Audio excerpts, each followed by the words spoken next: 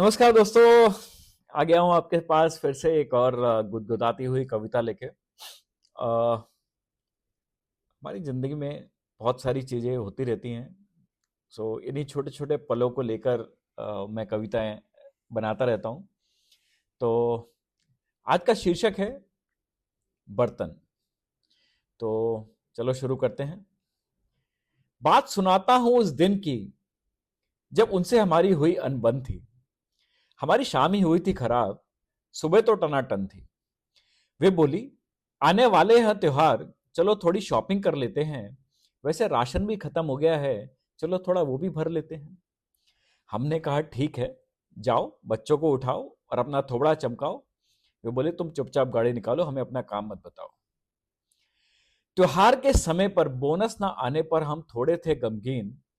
या बच्चे धड़ल्ले से खरीद रहे थे चॉकलेट, बिस्कुट और नमकीन। हमने कहा हमने कहा हाथ थोड़ा टाइट है, बच्चों से कम करने का थोड़ा रिक्वेस्ट करो।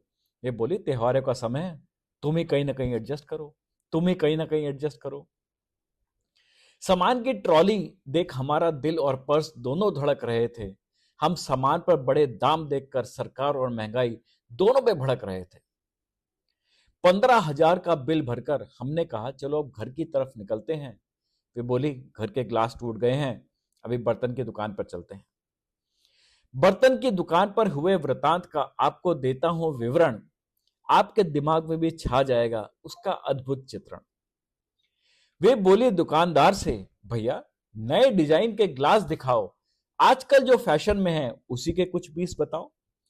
दुकानदार ने लंबे पतले छोटे मुंह वाले कुछ सैंपल दिखाए। हमने कहा, ग्लास चौड़े मुंह वाले भी थोड़े नजर फरमाए।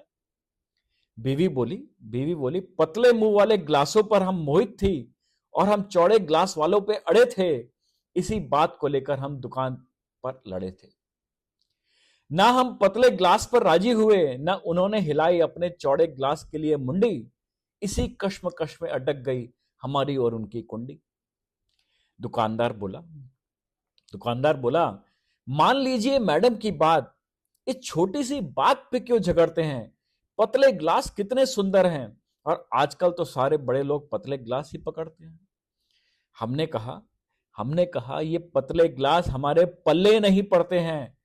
हमें ही तो ग्लास धोने हैं और इन ग्लासों में हमारे हाथ नहीं अड़ते हैं, हमारे हाथ नहीं अड़ते हैं।